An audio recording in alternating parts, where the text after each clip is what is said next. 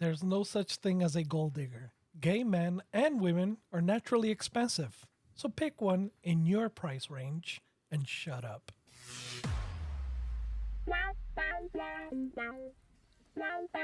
Welcome to GayTalk 2.0, the ultimate podcast for your dose of dish.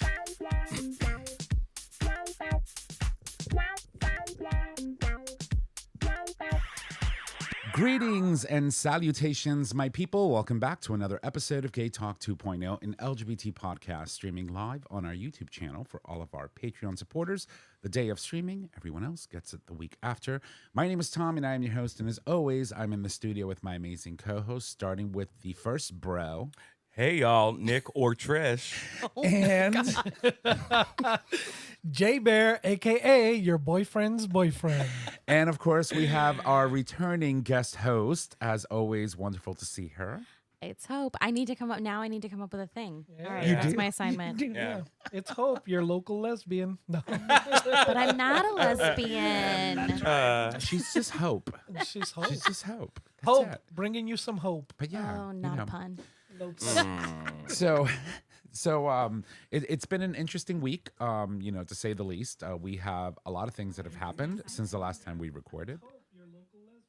Oh, What is righty. happening? Who is what happened? You What gotta are you mute your doing? computer. I'm sorry. Okay, there we go. Interns. Interns. I thought I actually closed this, but whatever. Anyway, but yeah, there's a lot of things going on. So there's a lot that we're gonna unpack in today's episode, but we're excited. We got Hope in the studio. So, as we always do, we're gonna do a quick round table, and we're gonna start with you, Hope. How are you? I am so all over the place this weekend, but I'm here. I feel like really that's happy. all of us. Yeah, Yeah. Yeah. Okay. So how have you been since the last time you joined us on the show? It's been a while. it has been. It's been really good. One of my dear friends came in town for the weekend because he guest teaches in my class every year. So he got to speak with my students this morning, and that was great. Is this the friend we met at your birthday? Yeah, Francisco. Yep. Oh yeah, I love him. He's such a nice guy. Love Francisco. But he was in town very quickly to do that. What else has my week been? Just a lot of preparing for big things with the Arts Council. We've got our big annual meeting coming up next week, so we've got a million and one things I'm trying to push through so that event is a banger. So if you're anything like Nick, are you both as neurotic when you're prepping and doing things and setting things up and making sure things are like excellent? Yes, except we look very different in our neuroses, right? So his is very visible. His is like, oh my God, why isn't this? What's going on? And he's gonna like talk out his angst. Whereas my neuroses is like I'm judging every little detail and being like, I'll just fix it later. I won't tell them. I'll just go fix it later. Like that was like not how I would do that, but we'll fix it later. Yeah. Has anybody ever caught you? Fixing things. Yes. Mm-hmm. And what do they say? Well, it's usually like I try to be really careful. I don't go necessarily and fix things that someone who reports to me does, because I'm like, that's undermining them. That's not giving them support. That's just going in and being like, So I try not to do that too much, but most of the time people will be like, oh, I mean, you could ask me to do that. And I'm like, God damn it, I could have delegated, couldn't I? You could have, but you probably did, and that's probably why you're standing and hovering over this thing that you now have to fix. And then I sit and tell myself, like, your therapist tells you have to work on your perfectionism, Hope. What are you doing today to work on your perfectionism, Hope? Zilch is usually the answer. Yeah. I'm fixing it. Yeah, I'm fixing everything. So funny story this weekend, talking about OCD and like perfectionism, right? This weekend we did a campaign. We had our first Broadway show, and we do what we call seat notes. So all of our donors get a note thanking them for their support and a gift of some kind. This year it was a flower. And on Saturday, my best friends from Massachusetts came down to see the show. Yeah. And they were early, and I had to put out all the flowers, and so they were kind of helping me. And Colin was placing the flowers, and I had to go back and fix one. And I was like, well, I know you don't work for me, and like I'm really grateful that you're helping me, but bow out, pull up the sleeve. I just like listed all the things that I wanted, so it looked a certain way, and he was like, I get it, I got it. I mean, you know, listen, we all have our work styles and we all know what works, right? And so when you are trying to let go a little bit of that control and allow people to step in and do things, it sort of kind of makes you just want to just gouge your eyes out. Trish is not trying to let go of control. No. No. I am trying, and I'm really failing. Really failing. think I have that- a hard yeah. talk to myself all the time where I'm like, but would anything bad have happened if you hadn't just let it be? Oh yeah, no, it would have been perfectly would be fine. fine. My anxiety would be through the roof. So I'll give you a quick example. About a week ago, we had a community event at work, and our employee resource group was doing a small presentation, and we were setting up a table. And one of my cohorts was like, "Oh, just place everything on the plate like this," and I was like, "Absolutely not." You're not just gonna throw a bunch of food in the middle of a plate. I was like, you gotta present it. But you know, just my I was like so neurotic about the way they were doing things. I was like, they need you over there. And that kind of took over, and Yep. they were like, "Oh my god!" And I was like, "Sorry, it's just Oh, you're gonna have to tell me who it was so that when I walk into the office, I can just be like, ew." Yeah. Well, you know, it's just sometimes it's just a matter of presenting right. Yeah. You don't want stuff to look like you open the package and dropped it on the plate. Yes. presentation is everything yeah. because it shows people that you care Yes. for what it is that you are working on and what Exactly. you're doing. Exactly. That's right. So yeah. So there's times you can let stuff go by, and then there's times that you just Well, right. So the can't. reason I have perfectionism, not to put it on everyone else, is because I've been right enough times. Yeah. If I stopped being right, then like I would stop care. I would know the evidence would be there. But there have been enough times where I've been like, why didn't we think about this? Why didn't we think about like what was Yeah. the music that was going to Yeah. play? How was the door open? Was someone stationed downstairs? Like, did you think about all the pieces? And then I find myself in a situation where I'm like, Hope, you know what? Maybe there's more than one way to do something. And then I'm there, and then I'm like, this is awkward. Yeah, but as there's fuck. there This is more way- awkward there's- because someone fucked up. So there is more than one way to do something, but there's always a right way. Yeah, there are better and worse ways. It is a spectrum, but there's certainly worse ways on a spectrum. So- absolutely. So another thing happened this past week. So we had a dinner for the board and the staff, and it was, casual. So like, we didn't have to get dressed up or anything like that, but I want the space to look a certain way. And so I had, flowers delivered for centerpieces and like had the lighting all right. And my coworker walked in and she was like, I thought this was casual. I was like, is there anything really casual when it comes to me? Not one thing. Like, you can be totally casual, but like, you're still going to have a nice centerpiece and the lighting's going to be right. Right. Yeah, it's still work. Yeah. Yeah. Those are your board members. Uh-huh. Yeah. I mean, you have to make it work. You have to make it pretty. Show people that you care, people. Yep. But Hope, so I'm glad that you're with us. Hopefully, you will manifest working Yes. on that and things go well for you. I wish you all the best luck in the world. Thank you. I think you and I are aligned because, hello, I'm. So, and then things like that happen, and then I get pissed off. So, ow, see, and then I just pulled my headset off. She got excited. I did. Mess. I'm back in. Anyway, Trish, how are you? I'm good. I'm All good. is well in the land of Yeah, Oz. I'm a little tired. You had a busy Yep. weekend. Really busy weekend. Yeah. Our first Broadway show at the theater, 6. It was Amazing. outstanding. Yes, it was. The opening number still, I'm like, it's amazing. But yeah, no, it was a great week. A lot happened. It's no longer been 84 years, which is I don't know how I fit that in. But it was a wonderful evening, and I got to see some good friends. But yeah. Oh, and I'm a bro now. and I'm a he's a bro. bro. Yeah, I love your fisting hat. I can't. Yeah. I just want to know where the necklace is that I bought you. It's in my car. Ooh, I have it hanging around the mirror. It didn't fit your bro aesthetic. Well, I mean, I am still clutching my pearl. Yeah. Yeah, But clearly. Yeah. So no, you dragged me out this weekend, out of the house. I had to be human and get a haircut and shave and get dressed and put on a button-down shirt and like a little dressy shirt and end up You looked great. at the theater and Meanwhile, like Jordan showed up in like, shorts, like super shorts. oh god, Gotta love them though. yeah. But your friends are great. I mean, I've met all your friends before. We've hung out before. But Six was amazing. I saw it the first time around. The second time around was just as good. And I found myself sitting there because I had already seen the first iteration of it when you were teching the show. And then subsequently listening to the album, I found myself clocking certain changes throughout this performance to some of the other ones that I've experienced. But nonetheless, the ladies were amazing. Yeah. They were. The cast was great. Then we went to bar. We had pizza. Yep. And Jonah Yeah. from that was fun. Massachusetts was like, "Can I get a side of ranch?" Oh no, not in New Haven, honey. Yeah, we don't do ranch here. And Right. the girl Yes, with a we do. serious Well, face. yeah, the restaurants probably No, don't serve it, yeah. but Yeah, she was like with a serious. She didn't even miss a beat. She was like, "I'm sorry, we don't do ranch here." And he just looked at her like, "What?"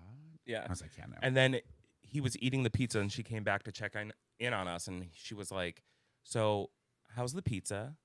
Do you still need ranch?" And he's like, "No, it's good." Yeah, Oh no. my god. So we ended up having pizza, and then after that, we ended up at a bar, and we had some drinks, and then Trish, it's no longer 84 years, Yeah. which is great. So the counter has now started back at 1. Yeah. Yeah. sweet. So year 1. Yeah. Sunday morning, going to work. It was I was tired, but I was glowing. Oh no, I'm sure, Look at glowing and loose. that.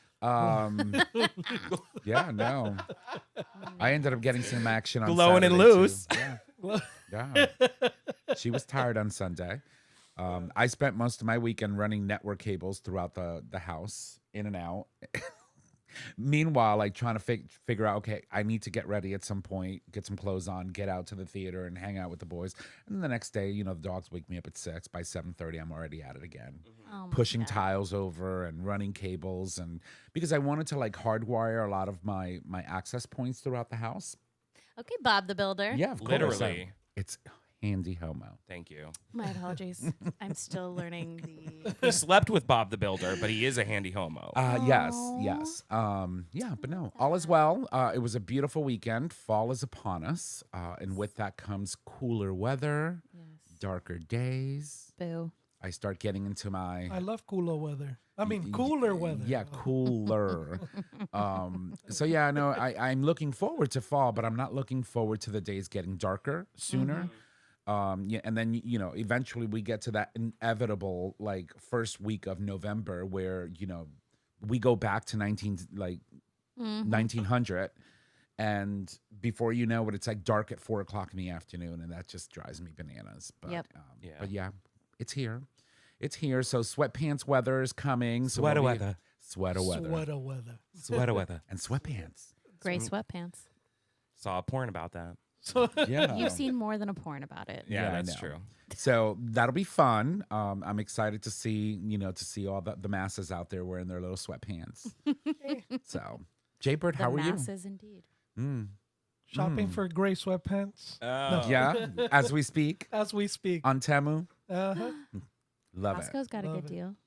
Costco. it. They I do. mean- Costco. It's a Oh thing. God, here we go. It's a thing. Oh, I know. It's a whole vibe. Yeah, It is. I think Tom has stocks at Costco. Oh, I cannot go into that store.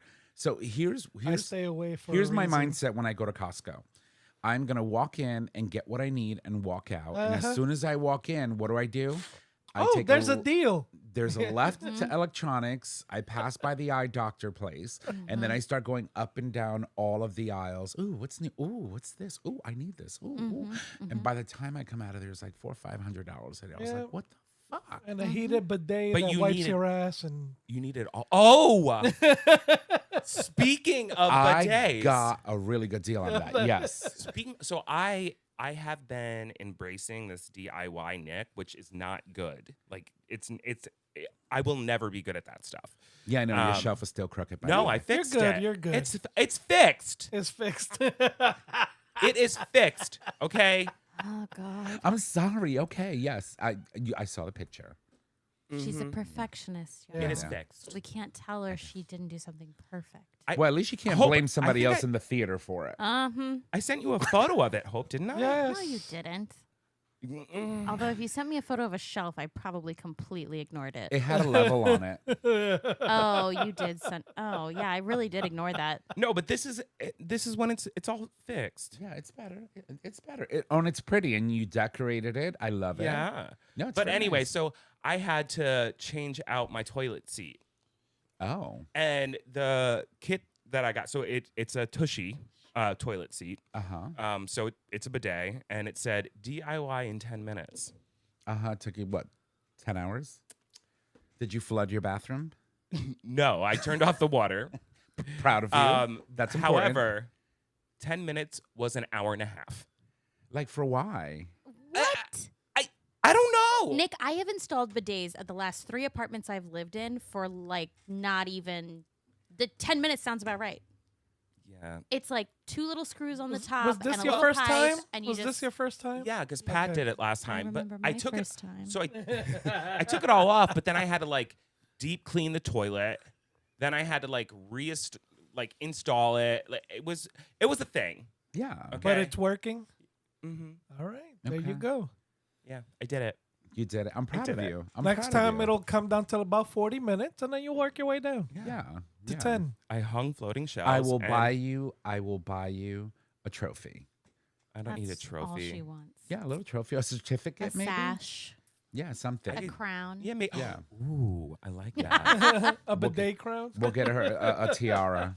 The shitty bitty tiara. The Booty shit. crown. Booty A crown. booty crown. I cannot. Booty, booty, booty, booty. No. But it's good. So, bidets I think are amazing. So to go back to the bidet that I bought at Costco, yes, it was a $400 bidet and it has heated seats. It obviously washes your ass. It also dries it for you. It's self-cleaning and it has a remote. So, it does a lot of things. It has a lot of bells and whistles, but it only cost me $100 because I got my Costco certificate for the year and I had like $400, Credits. Yeah. So between Sweet. everything that I bought and the bidet, it was only $100. Wait, you have that executive card, don't you? I do. You get that Yes, you free do. extra hour of shopping with no bitches in the parking lot. Yes, ma'am. Yeah, Fuck she you. Wait, do. what? Yeah. I What is this? hate you. Yeah. Because I mean, I live at Costco. It's a new perk this It's year, my Nick. church. Yeah. If you get the executive, the black card. Yes. If you get the black card, then you can go in an hour earlier than everybody else. It's Yeah. black card only access. Yeah. I feel like that is problematic. No, I mean it's Costco. They're pretty good. They're about things like actually that. really. Yeah. I know. I'm good. still mad about the whole you have to scan your card thing because now it takes you that much longer to get into the store because you got to find your card Yeah, but you could do it with your phone too. and your phone. But still, like now I have to open an app and go find my Oh my membership and God. scan it. And First Let's just get you world an Now it's NFT like, problems. tag. before I used to be like, Dios mío. Let's get you an NFT tag and program it. You know why? Yeah. You know why they're doing the scanning? Because the scanner could tell them if it's expired or not. not only that, And well, they're like, they, sorry, please go to yeah, but they do, customer but they service." do that too at the register. Once they ring you up, now you got to go to customer service. Yeah. So I mean, whether you do it at the door or you do it at the register, it's like you're just taking that much more time out of people's day to just get into the fucking store and spend money. Yeah, I that know. That's all I $5 wanna do. chicken. that extra, that Right? that extra 5 The cents. line, Rotisserie girl. The chicken. line. The line, especially Well, not now. at 8 in the Actually, morning, they're- apparently. They're already prepped. Their already cooked ribs are really good as well. Yeah, and everything they make. I don't know. Yeah. I don't know what it is. It's Costco is just plus, I also love the fact that they are very good to their employees. They're one of the few companies that gave a big fu to Trump when he started with this whole bullshit of eliminating DEI programs at the corporate level. They were one of the first ones that said no, we're not doing that. And they're the richer for it. So I support businesses like that. Speaking of which, Yes, ma'am. there is somebody in my life Uh-huh. who is working for, it's like a pyramid scheme type Like organization. MLM. Yeah. And they're like, they sell basically everything, like from foundation to laundry pods. And I was debating about supporting this person in their work Well, because it's their job, right? I was gonna, maybe buy laundry pods, foundation, or something, and try it. So what is it, like a Mary Kay type of scheme? It's called what the No, hell is but it? what Do I'm we even saying want to is, Yeah, dignify? is the person Yeah, I do. selling to make a profit through that foundation? Is that the way it works? Yeah, so they Kind of the and then cosmetic the sale more thing, people they right? bring on to sell the stuff, they get more, like more benefits and okay, bonuses. gotcha. Yeah, Anyway, So it's like Mary Kay, yeah. in a sense. In a sense. I was debating, and then I was like, I'm just gonna look up the company. The CEO is one of Trump's biggest donors. Yeah, that's a hard pass. They're a faith-based organization, Right. and specifically in their Holy pods? No. like literally in their What kind of holy? What kind of holy pods? like their mission-based respect section that talks about like non-discrimination, they omit anything about sexual orientation, gender identity. Like they say everything but. Right. And so I was like, I'm not gonna give you my money. Right, right. And so, this goes back to the whole conversation about what happened with Jimmy Kimmel and ABC. and Melaleuca, that's the name of the organization. subsequently Disney Plus. We as consumers have the power of the internet to be able to research and look up companies that we potentially may want to buy from and make a very, very sound decision as to whether or not we should be supporting these types of organizations or companies. But it also pisses me off that like a person in my life, in my very close circle, is asking me to support her, and then when I don't support her, she gets angry at me. Well- When in all reality, you're aligning yourself with an organization that is anti-LGBTQ. But that's no secret. I know, but it just pisses me off. I mean, the whole political, but are you surprised? No, I'm not So- surprised, but like I'm getting to a point in my life with a certain, I'm just gonna say my family. I'm getting to a place in my life where it sucks that I'm going to miss out on so much with my nieces and nephews because I don't want to be around them. And it's really starting to upset me and make me fucking angry because you literally, if I didn't look that up, I would have fucking given that motherfucker my money. Right. But what you did is what I've been saying all along. Do your due diligence and understand exactly who you're giving your money to. Because much like Disney Plus or Disney, they realized very quickly how south things can go. They lost billions in a matter of days when people started unsubscribing to Disney Plus, right? You're doing the same thing. What you did is exactly what we should all be doing. I know, but If I'm you're just so looking to do exhausted business, by it. I mean, family aside, what you did is exactly what I think everyone should be doing. Understand where your money is going because at the end of the day, money talks. If they don't have funds, they can't spew and freaking share and do the hateful things that they are allowed to do today because they have the funds and the people that are supporting these causes. And you don't want to inadvertently be one of those people. That's why I don't shop at Target. That's why I don't shop at Walmart if I can help it. It's just understand where your money's going. You're experiencing a betrayal, right? Like that's what I hear from you. That's But what- over and often. over again, It Yeah. feels that way. Yeah.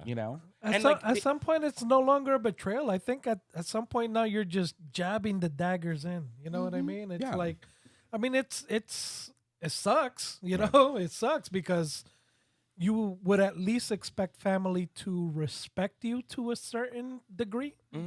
But when they continually, keep asking for support in something that they obviously know that you're 110% against, yeah. using your words, you know what And I then mean? they get angry at and then you. they get angry at you. Right. But that's and it's my fault. it Talk about falls- gaslighting. I'm ruining my relationships with my family. Talk Yeah, about but- gaslighting. Yeah, you know? remember that's like walking away from an abusive relationship. Yeah. All right, That's you true. got to look at it that way, because the abusers will always point the finger at you. You'll always be the reason for the issues. They never take blame. You know what They hap- will never take blame. I had a moment where I was like, I can't go down to see my family for Thanksgiving. So I don't know if I talked about this last week, but I went to a couple weeks ago, not this past weekend, but the weekend before, I went to the Jamaican American Connection Gala. And it is a great organization. They're New Haven based, but they serve the tri-state area. Basically, what they do is they give out scholarships to kids who are going to college that are mainly Jamaican Americans, but also other people of color, right? And they do such amazing work. I mean, the way I was introduced to this organization, they had brought this amazing student over from Jamaica who was not Jamaican American. He was Jamaican, but he was studying, I believe, at Quinnipiac or Southern, and he lost his sponsor, so he had nowhere to live. They took him in, they helped him through school, and this guy is going to be a pro golfer. Like, he is amazing. He's amazing. And so anyway, so I went to this gala, and I went to support, people that I know, people that I care about, and I sent a picture of myself looking very nice and dressed up to my family.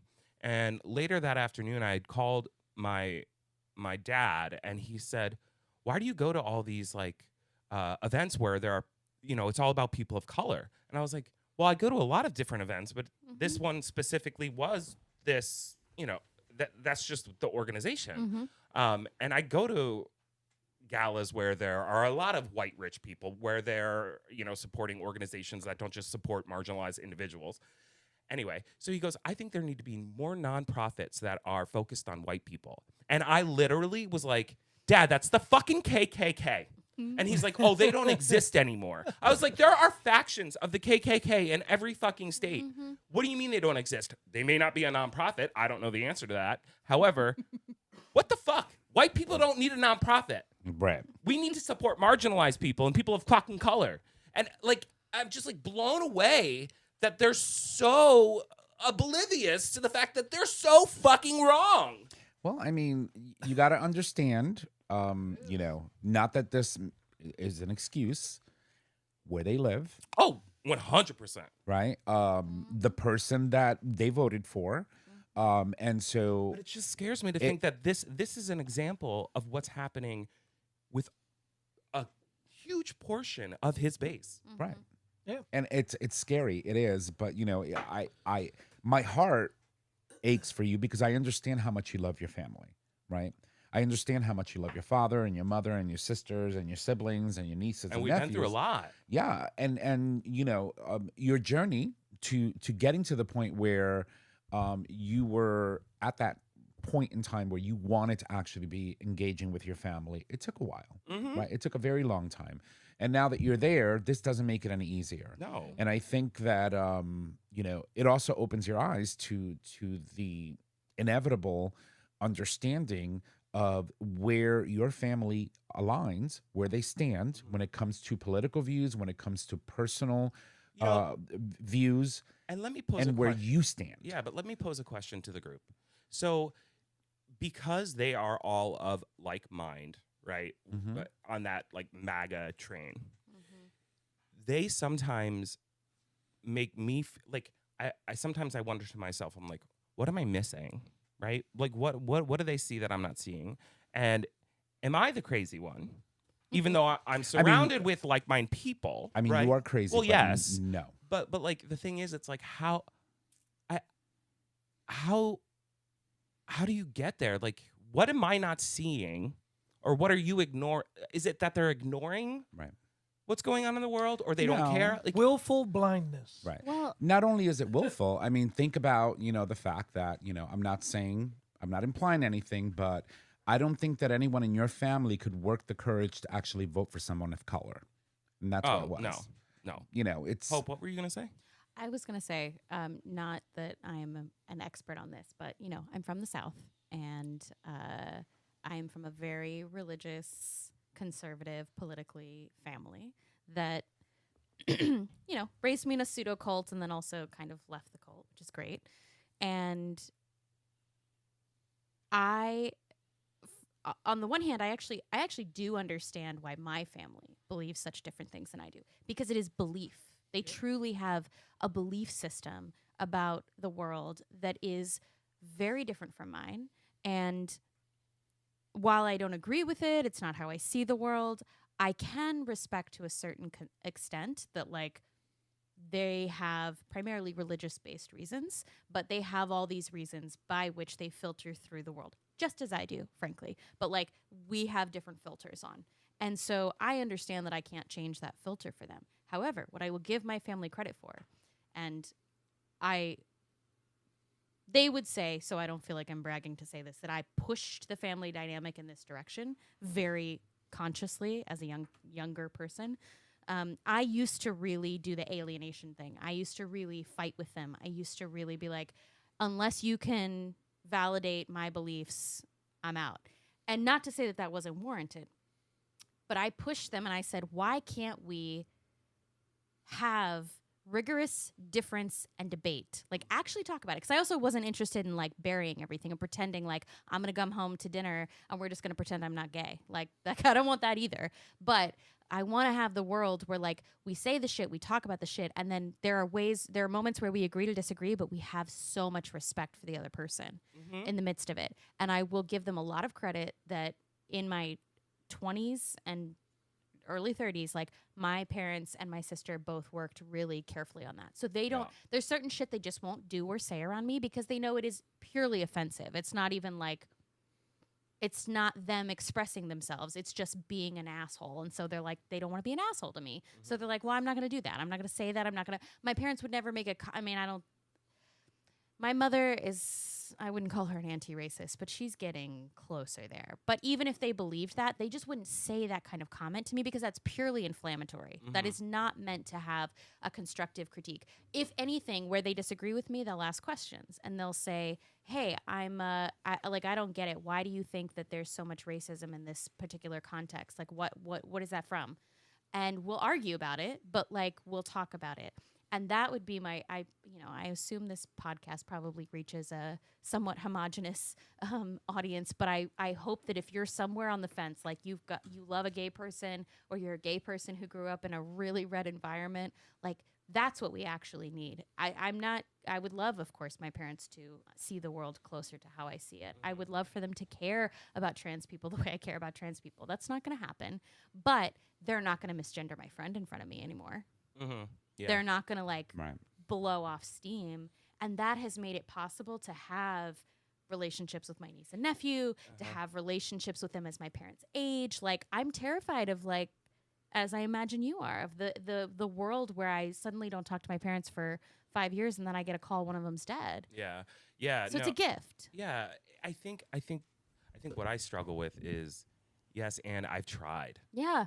You know what I mean? I've tried to have those conversations, but lately. But I think you have. Well, I have. That's the thing. But lately, I just feel ganged up on. Yeah, it's not on you. That's what I'm saying. Like my parents responded to my saying, like, "But what if we tried it this way?" And then they like tried it with me. Yeah. Right. But the thing that I find with you is that you have vocalized the things that bother you, the things that truly unrattle you from the inside out. And then, you have shown me some of your messaging, to and from in your group chat, your family group chat. And they're not going out of their way to smoothly say what they're trying to say. They're outright like disregarding anything that makes you who you are. And what's worse, your community, who you are as a person, what you do for work. I think what's worse too is that and like I find this super disgusting, but like I had a conversation and following that conversation, they were like, well, you're going to miss out a lot on like, these beautiful children that are growing up. You're going to miss out on seeing. And I'm like, are you leveraging your fucking kids? See, at that point, I'd be like, well, it is what it is. Right. You know why? Because when you stop giving a fuck, unfortunately, to put it that vulgar, when you stop giving a fuck, people start noticing you stopped giving a fuck. Well, that and if you're like this, what are you going to teach your children? Exactly. Yeah. Right. They're going to be little fucking assholes. Could be, can't be. That you can't say for sure. I mean, didn't we call them MAGA twins? Well, I'm actually not talking about them. Yeah. No. I know. I'm just saying. But that was a joke. Look at it this way. Look at it this way, Nick. I mean, all your family's MAGA doesn't mean you are. Oh, hell fucking no. Right. Doesn't mean that Fisting hat. doesn't mean your nephews and nieces will end up on that same side as well. Right, right. I mean, So we have to allow yeah. people the space for them to, walk their path and find who they are. But also don't dismiss the fact that, where you grow up really has a huge effect on how you develop and things, what yeah. you believe in and eventually how you see the world. So I can respect your opinion and still not want to support it. I can have a conversation with somebody and respect that that's your opinion, but if it is an opinion that is like hurtful toward anyone marginalized or anybody in general, like I'll respect you for having that opinion, but I'm not going to respect that opinion. Right. Well, I mean, in the end, we support your decision, right? And you also, like I said before, you did your due diligence. You had an opportunity to look at something that you could have potentially participated in and said, no, this doesn't align with where I am and who I am as a person. So no, I'm not going to do that. And that should have been the end of the discussion. And the fact that, they could not work, get there, meet you there, is their loss. Yeah, and the other piece is like the reason you didn't even look into the other candidate or try was because she was a black woman. Right. And that to me is scary as fuck. Yeah. Because that woman, and correct me if I'm wrong, but I know I'm not, far more qualified to run this fucking country than fucking Donald fucking Cittadini in the White House. Yeah. Will ever be. Has done wasn't far more qualified in her before. career. And he's less qualified now. What's Just- scary now is, the fact that we have no guardrails. We had them in the first one. We don't have them there today. Yeah. But, Anyway, sorry. It's- I didn't mean to make it No, all no, about no. me. No, that's important. That's important. So, we're 36 minutes in. We need to take a break. 'Cause I believe Yes. Hope has to. I know. I Yeah, won't be I here know. for your second half. So, Hope, before we let you go, Yeah. anything you want to share with us? Uh, Working on anything new coming up? no, I'm not working on anything new. Nothing in particular. But I would just say I actually really love this conversation that you brought up, Nick. And so I would just say, folks, like, carve out the space for curiosity if you are the one who's the barrier to some love in your family. Because boy, oh boy, do we need more curiosity and love. Yes, we do. All right. Well, with that, that is a perfect spot to say we're going to take a break, and we will be right back. And welcome back from the break. Thank you for allowing that break for us. We needed it to do what we do best, which is, Say goodbye to Hope. So we said goodbye to Hope, but we also got an opportunity to refresh our libations, which is important. And we're coming back. So I figured, let me take a moment to do this. We jumped in and started doing a roundtable, and we completely forgot. For the past 6 weeks, we've been talking about the fact that we were nominated for a People's Choice Podcasting Award in the LGBTQ plus category. And we were supposed to find out who the winners were yesterday. And unfortunately, that event never took place and could not because of a situation that happened, I believe, over the weekend. So Todd Cochran, who was the creator of the People's Choice Podcast Awards, as well as being many other things. He was a podcaster himself. He, did so many different things. He was a content creator. He was the CEO of Blueberry, which is a podcasting platform that supports podcasters all over. He was also, one of the first people to ever be inducted into the Podcast Hall of Fame.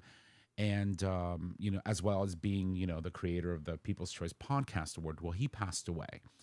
And so I had gone to the website to see if, they had made any announcements in regards to who the winners were. And unfortunately, they decided not to have the event as a result, in light of the fact that, the creator himself had passed away. And they posted a statement on their website saying that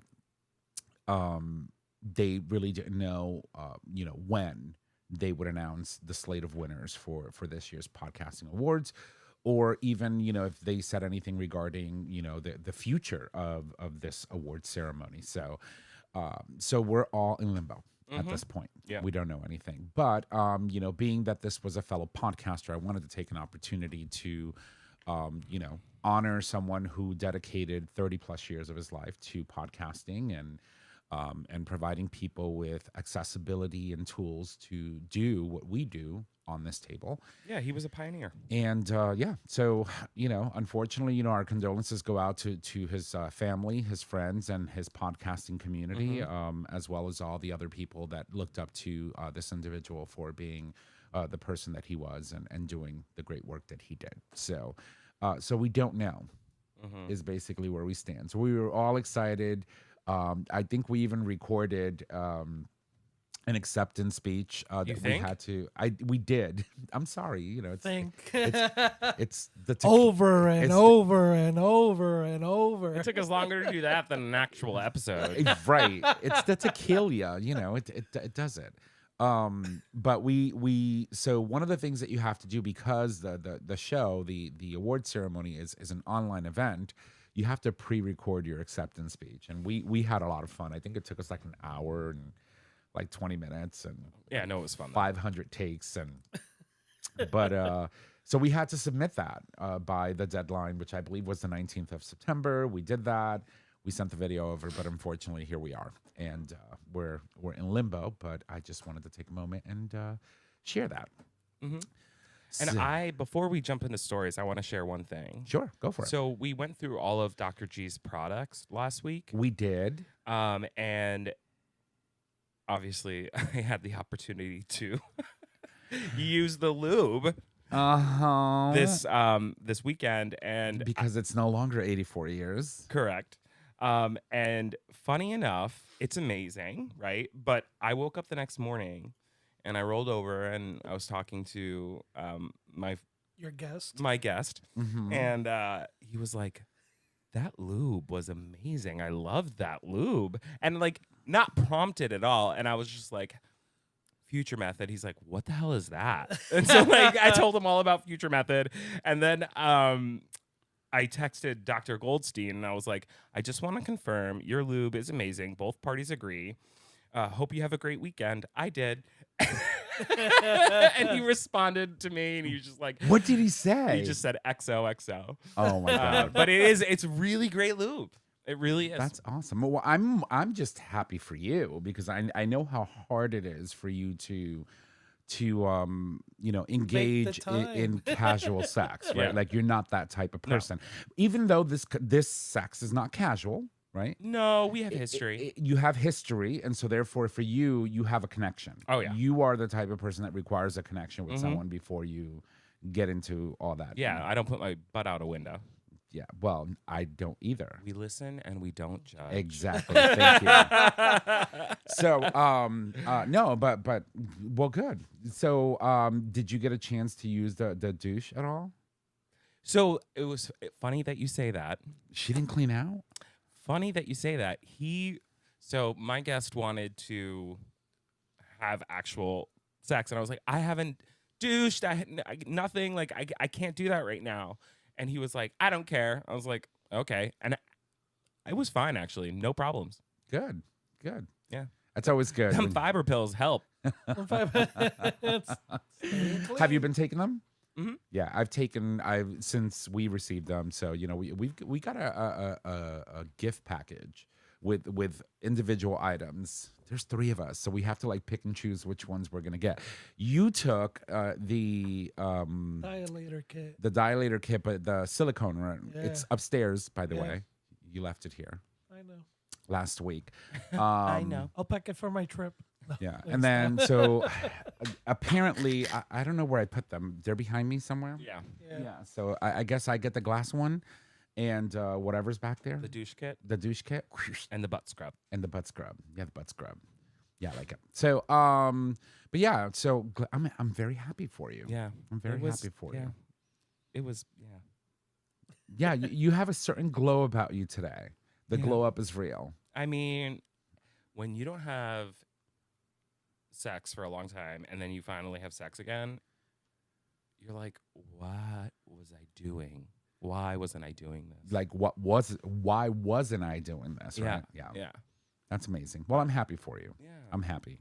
The counter starts again. Yeah, I know. I think we ought to get like a digital counter and put it in the background. So, Reset the counter, boys. Reset the counter. So, like 0 days without an accident at work, it's going to say 1 day without sex for Nick, 2 days without sex for Nick, and it'll keep counting up until it resets. Well, to be fair, you are very, very much right when you talk about the fact that I need to have a connection with somebody before having sex. And I think that's fine. And I would empower anybody in the gay community that feels pressure to have sex, just to have sex, to know, like, if you feel the way I feel, that's okay. Of course it is. Yeah. Of course it is. You don't have to be like me. Like, you can, exactly. But, like, you can hook up with people without having a connection. I just don't want to have intercourse with somebody without knowing who they are. Right. And I get that. I mean, for everyone, it's different. Like, Also, like, when I have like sex, Leslie Jordan said, every I trash catch can has its feelings lid. so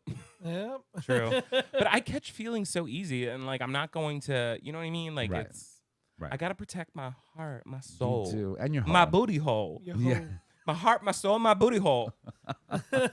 You should make a song about that. All right. So I know we have a couple of things that we wanted to talk about. I actually have something interesting. So Kamala Harris had written a book recently, and she made a very, very interesting statement in this book, specifically relating about her choice of VP when she was running, and how Tim Walz was not her first pick. It was Pete. It was Pete Buttigieg. And unfortunately, she went with Tim Walz because she was a, person of color running for the presidency, and she wasn't a straight white man, and asking the American people to not only endorse her ticket as a person of color, but also bringing on a gay man onto the ticket, an openly gay man, would have been a little bit too much. No, I agree. I mean, we've talked about it on the show. We've talked about the fact that like we need for going into the next election. The reality is, and it's sad to say, but like we need a strong white cis hetero man to run. Right. I think, and I For the Democratic ticket. I think Gavin Newsom would be amazing. I do, yeah. But he I keeps could saying, be wrong saying that, but like I just feel like we don't have. It sucks that we're in a state where the political climate even forces us as marginalized individuals to say we need this because we can't risk this. Right. It's scary. But while we did have this conversation on the show numerous times, as to the likelihood of Pete Buttigieg ending up on a ticket, we now understand that it actually happened. Because before we were just speculating. We didn't know, right? She picked Tim Walz, and that was the VP pick. And, her whole candidacy was just like a roller coaster because it happened so fast. Yeah, as soon as 109 days. Yeah, as soon as Joe Biden decided he was going to step down and not run for re-election for a second term, it was just like boom, she was it, and it was go time. And Was it you that said it that he should have run or resigned, yes, he should have resigned as president, and then she would have just she would have Yeah. become president, being the vice president. She would have become president, and then she would have run from a position of power. But Biden, of course, Well, I mean, she was still in a position of power, but I mean, she was, but as a VP, really, you are advocating for someone else's agenda. It's not your own, right? Being the president, even if it was only for 20 days, would have done so many things. First and foremost, it would have fucked up all the merchandise for 47, because he would have had to been 48, because she would have been 47, right? And so that whole thing would have like just spiraled. And that would have been amazing to see. yeah, but let's keep him on an odd number. Yeah. So, but yeah, and so she finally admitted it that Pete was her first choice, but that she couldn't make that choice because of where we were and who she was as a candidate. And to me, it's very striking that a woman of color like Kamala Harris, had to make a statement like that, in the America that we live in. So, but it was interesting. I was like, oh, because we always knew that, Pete mean, has the potential. I believe Pete will run for president. He has already. I think he's going to run, and I believe in the next, I would probably say 4 to 12 years, because he's young and he's got plenty of time to position himself politically from a campaign perspective, that he will be elected president of the United States at some point, and we will see Chasten in the White House as the first gentleman. I mean, That's a we prediction still I'm have making. the First Family, Yeah. Time magazine. Yeah. So, I mean, there's a lot of historics when it comes to a candidacy like someone like Pete Buttigieg. Obviously, there's a lot of people that think, he's very problematic. But, in the end, he's a smart man. And there's no denying that he goes and faces honestly, anybody. I think he has the opportunity to run, but it's not. I think we need to get another Democrat in office before he runs again. Before he runs. Well, of course, I think he needs to work his way around the different, possibilities. Maybe he's already been on someone's cabinet, so he did have some sort of cabinet position, which puts him, well. I think he should run for Congress. I think people need to see him in the People's House or at the Senate, working for the people, to see actually what he's throwing his support that on I and think for. that a lot of the right wingers think he did a horrible job as transportation secretary. I don't necessarily, but that is something that they will literally hold above his head. Oh, but the man speaks so well of his record. I mean, your record doesn't lie. They're factual. There's facts out there. Yeah, valid. Right. You are very valid in that. Right. However, you have people, we were just talking about it, Alternative facts, I know. that literally said, well, what has Kamala Harris ever done?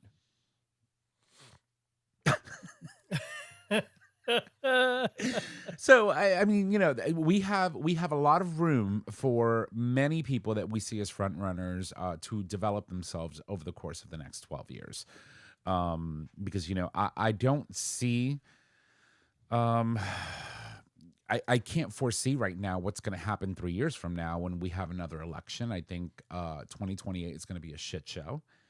Because I think the midterms are going to be a shit show. Oh, I think so too. But 2028 is going to be very, very crazy, because I don't think this one is going to want to relinquish. He's really going to try to go for that third term. Oh yeah. And so we'll see. We'll see where things land. But yeah, so it's. I always feel good when I get an opportunity to sort of kind of take my theories and have them confirmed by none other than the mouth of the person that we were talking about. And I had thought this well before, when she started running right after Biden. I was like, you know what? I know she would choose Pete, but I know she can't. Yeah. Yeah. And now she confirmed it in her book. So there's that. So Trish, what do you got? I don't really have much today. Other than? I don't know. I'm trying to I want to end on a happier note. Okay. Because we've been talking about some dark shit. Yeah, and the sad thing is I can't find anything. Okay, so I got something. Okay. So Jaybird. So last week was Bi Awareness Week. Mm-hmm. The B is not silent. The B is not. It is not. So what did you do to celebrate Bi Awareness Week, Jaybird? I stayed home and cooked. Made dinner for the family. That's wonderful. Yeah, just wanted to bring that up. I know I forgot to mention in the beginning of the month, and here we are at the end of the month. Right. But it is observed annually, and it culminates on the 23rd, which is known as Bisexual Visibility Day. And do you know why they celebrate it in September, which is a little... No. I mean, we did a lot for September. We're talking about Bi Visibility Day. Why? Freddie Mercury's birthday is in September. Oh.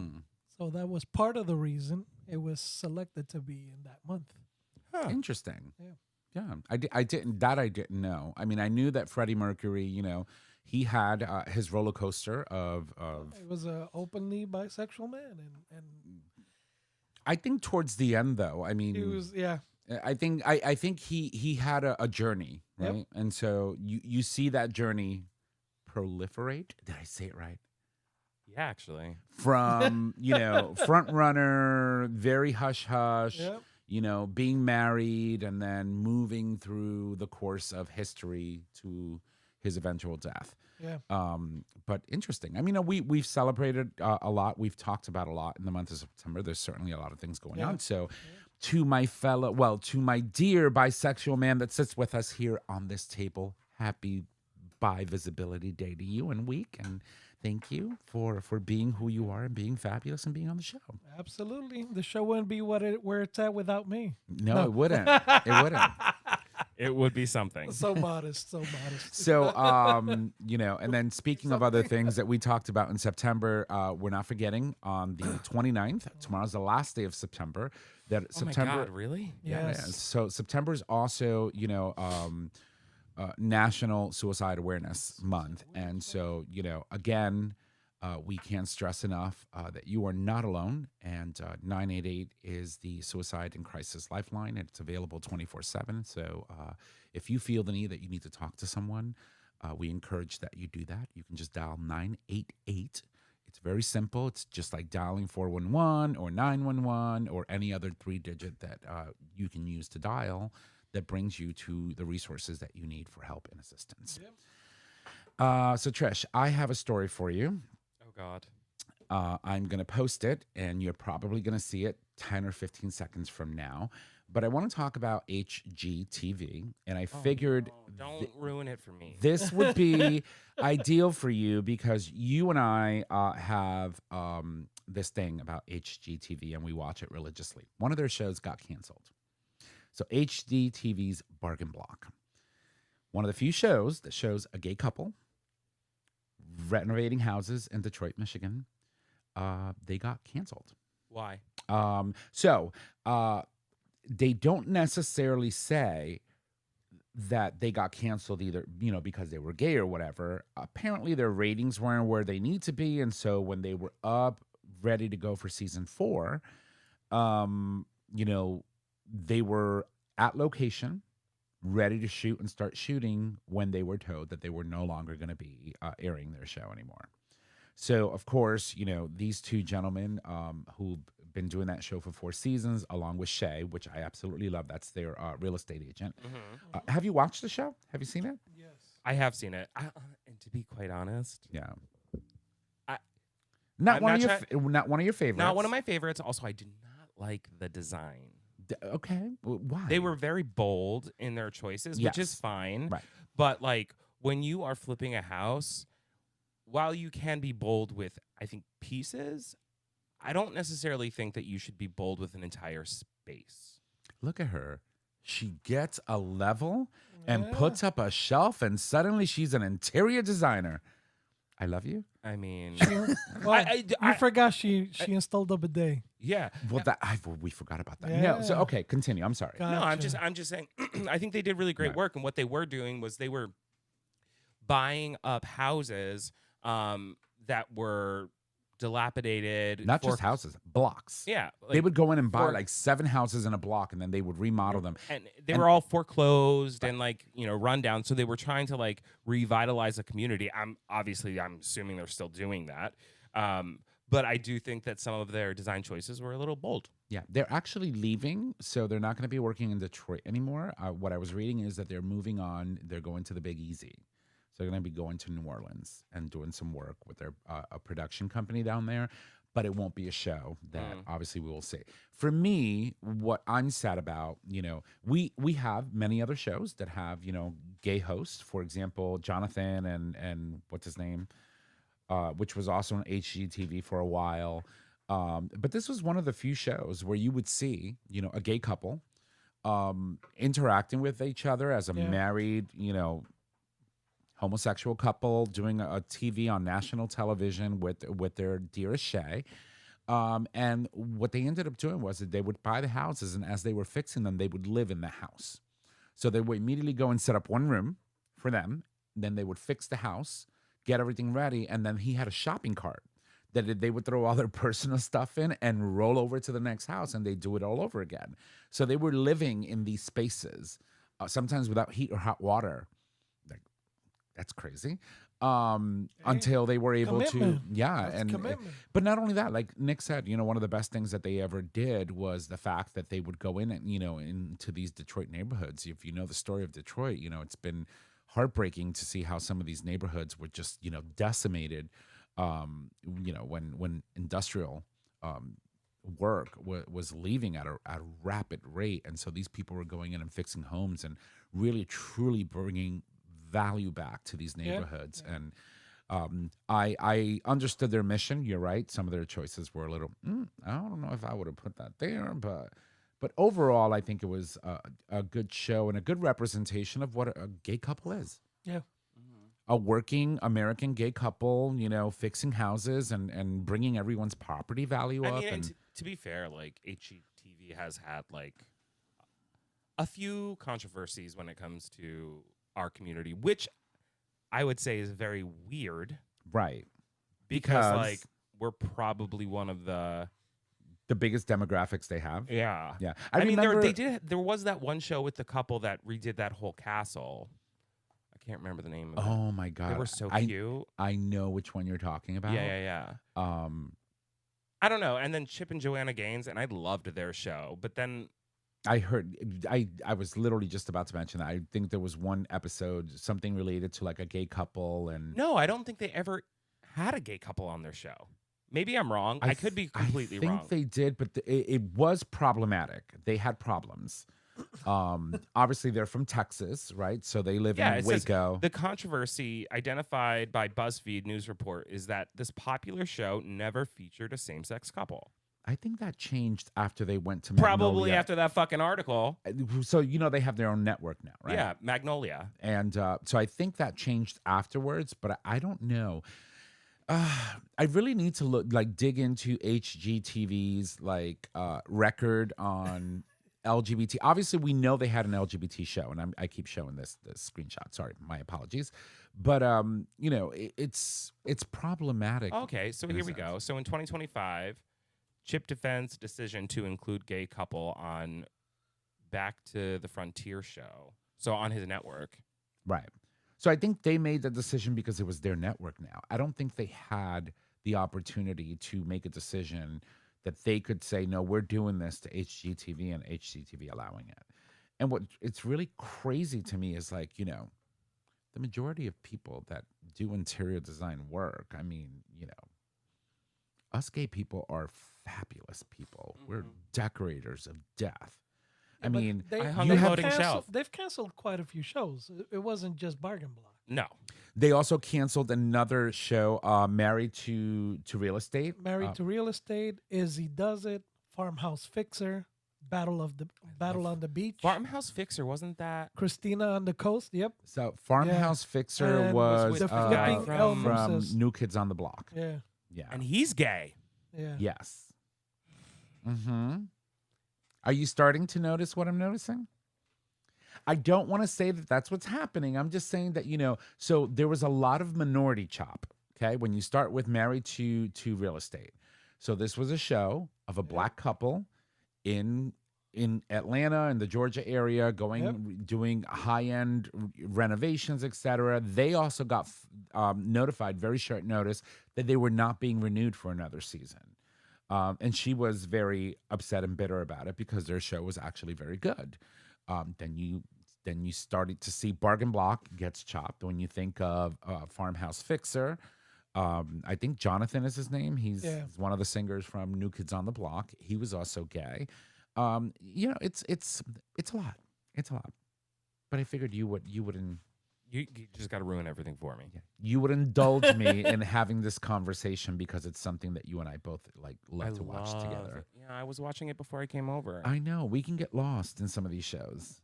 Like she comes here, turns on the Apple TV, and the first thing she goes for is HGTV. Or the news. Yeah. So. Yeah. Yeah. So that's that. So. But Farmhouse Fixer, I love that show. No. Never watched it. No. Well, we can always watch reruns. So his spiel was that he would take old farmhouses, and he would fix them up. So he predominantly operated. He was restoring New England. Yeah. Massachusetts, New Hampshire, Maine. He would do work I don't think he ever did work in Connecticut. I'm I not don't sure. know. Anyway, Yeah, but that happened. All right.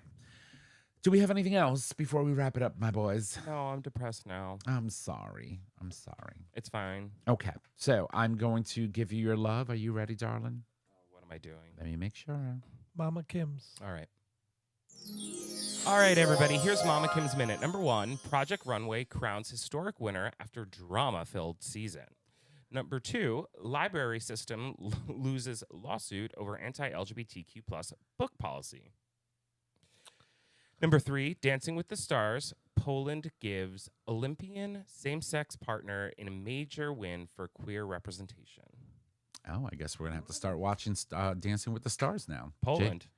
Yeah. In Poland. Mm-hmm. Okay. Then is it online? Yeah. Okay. On this day in gay history, September 29th, 2012, not too long ago, California Governor Jerry Brown signs SB 1172, a historic bill banning gay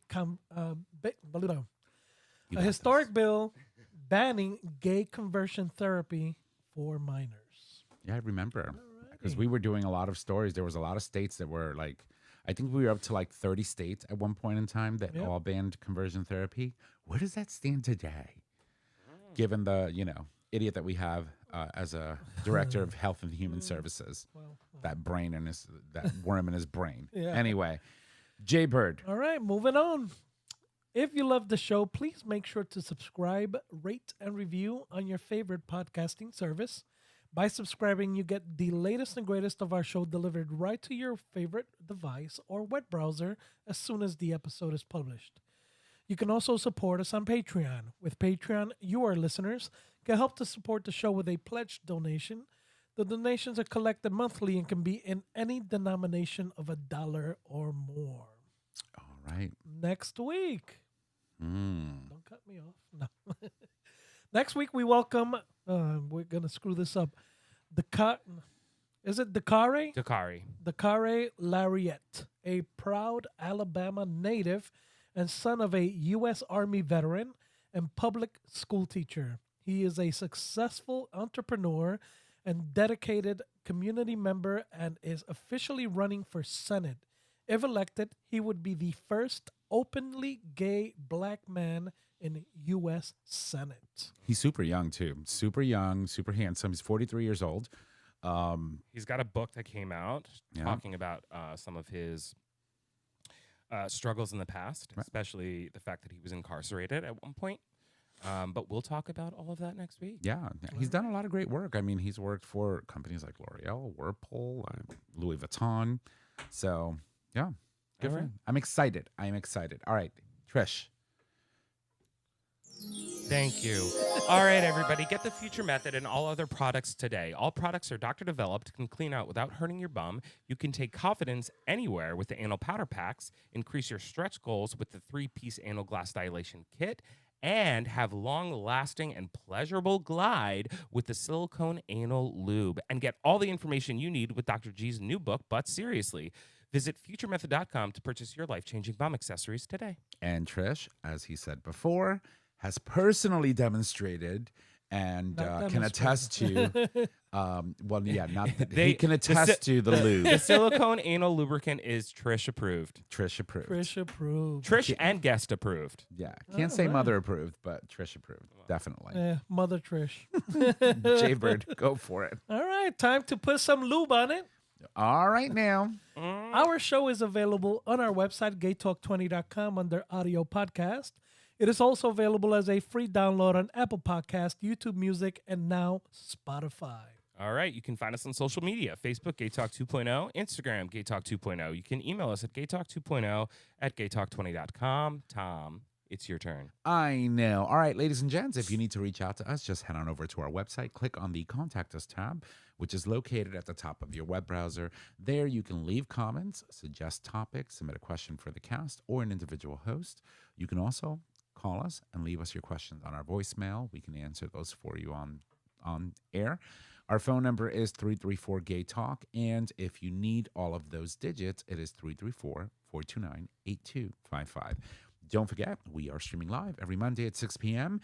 Eastern Standard Time, and you can access the live stream on the day of recording if you become a Patreon supporter. Everyone else can see it when we publish it the week after. Our audio version of the show is available as soon as we're done and published, so you can listen to that right away. That being said, ladies and gents, I want to thank you all for joining us tonight. That is our show. Thank you, and y'all have a good night. Bye.